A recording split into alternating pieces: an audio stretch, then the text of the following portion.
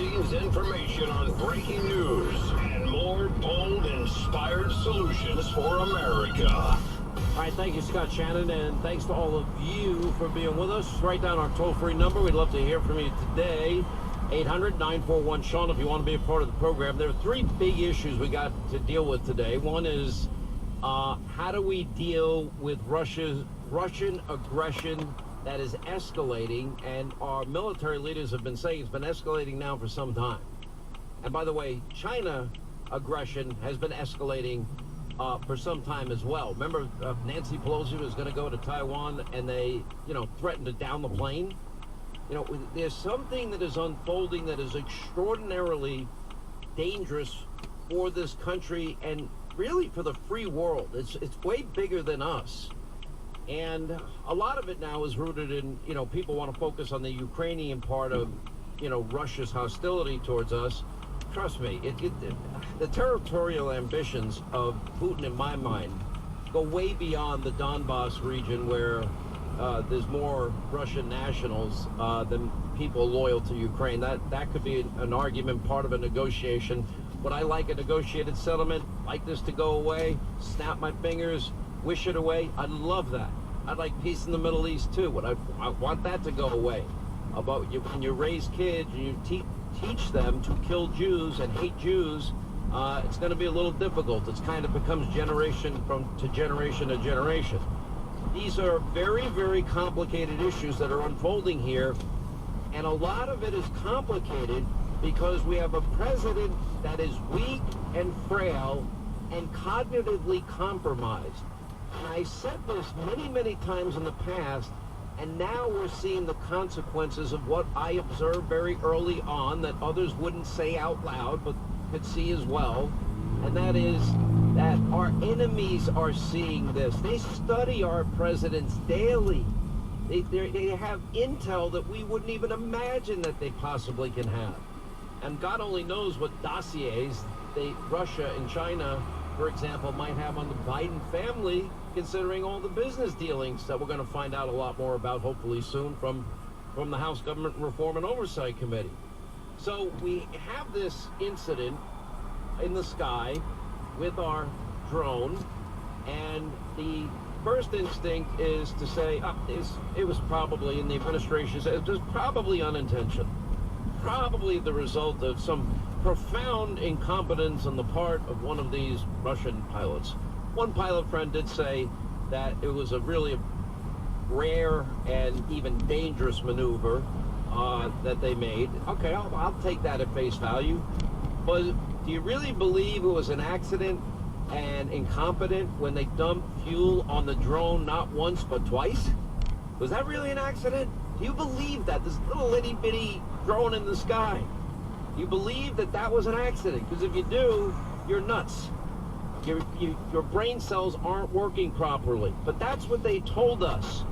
They finally now released the video, and we'll show you on Hannity tonight, of the moment when the Russian fighter jet collided with the drone. It just clipped it.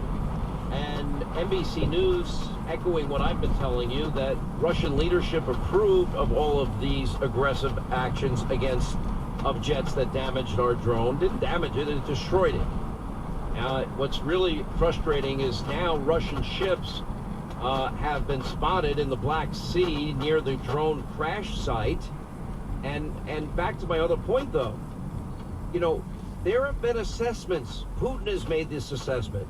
President Xi has made the assessment. The mullahs in Iran have made the assessment. The Kim Jong-un has made the assessment that America has a cognitive mess of a president who is weak and frail and indecisive, and a president that really doesn't know what the hell he's doing. It was Bob Gates that said on every single foreign policy issue, Joe Biden has been on the wrong side of it his entire career. This is way above his head. He does not know what to do. Now, weakness, we know, incurs aggression. Peace through strength is not a cliche. It is not a platitude. It is a philosophy that the only thing that the world's, worst actors and dictators understand is strength. That's why Ronald Reagan, when he first became president, he pointed out that we had deteriorated our military to such an extent, he called it a gap of vulnerability created by Jimmy Carter and other presidents even before him, and that we were way too vulnerable. So Reagan started what was at the time, and then Trump did it in his term, the biggest military buildup in the modern era. And, you know, we even at that point had a 600-ship Navy. I think we have half of that now. You might remember in April of 1986, Reagan ordered the strike on Tripoli and Benghazi retaliation for a number of attacks from Libya, including on a U.S. aircraft and the West Berlin nightclub bombing. One serviceman died and 50 were injured in that bombing. So what did Reagan do? With pinpoint accuracy, he nailed Gaddafi's 2 sons and killed his 15-month-old daughter. Now, what do you think Gaddafi's thinking? The next missile's coming for me. And you don't hear from Gaddafi anymore. That's peace through strength. Now, what is Joe Biden? What has happened since the China spy balloon incident? Nothing. If anything, the communist Chinese, they have gotten more aggressive in their comments towards not only Taiwan, but the United States. We're getting lectures today from Russia all over the place that the United States better back off. Are you kidding me? As if we're responsible for this. This is not even a dispute. These were international waters. Anyway, so we now have a number of Russian naval vessels spotted by the crash site. They're trying to steal the drone, our drone, that they took down. And the idea that Vladimir Putin didn't sign off on this is just garbage. Unintentional garbage. I don't believe it. You know, maybe this was not the way they planned it, but they were planning to take it down. That's why they dumped fuel on it twice.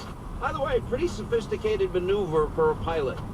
Maybe not the best way to take down the drone using your own aircraft to hit it, but, you know, certainly was their intention. You know, by the way, Biden's defense budget cuts spending while boosting spending on climate change by nearly 20%.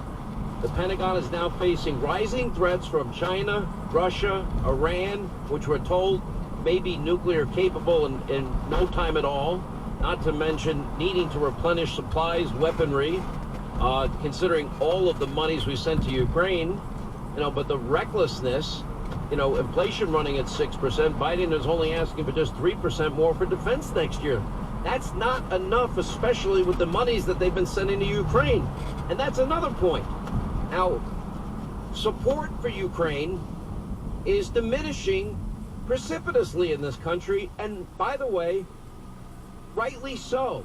And I'm going to tell you what I would do if I was Joe Biden right now, and this really angers me, is I would say no more money to Ukraine, and I would send, I don't know, an email, have somebody communicate. Joe Biden probably not capable of calling that many people in Europe and telling them what their responsibility is. And every country in Europe needs to be given a number, a financial number. And unless and until they step up financially to protect their continent, the United States is not going to bail them out. That's it. Now, if they meet their obligations, then we'll talk about helping, assisting, aiding, abetting. And there's one other condition. If you're going to fight Ukraine, if Ukraine is going to fight Putin, they got to fight to win. All of this, no, you can't have the MiGs from Poland. I noticed finally yesterday, Poland is going to send 4 MiGs. They wanted to send 30 MiGs. Stop putting handcuffs on a country, sovereign country that was invaded. And Zelensky is not as pure as the driven snow either. As 3, 4 of his aides, you know, caught with their hand in the cookie jar. But the people of Ukraine deserve a lot of credit. They have been fearless. They have been courageous. Their valor has been on display. They have a right to fight for their country. Now, in the end, probably a negotiated settlement would be ideal, but I don't see Putin sitting at the table. Anytime they've discussed it, Putin says, all right, well, we'll have some talks. Then as soon as the Ukrainians let their guard down, boom. You know, more apartment buildings, more infrastructure, more neighborhoods are just blown up into smithereens. It's been indiscriminate bombing, left, right, sideways, and everywhere else.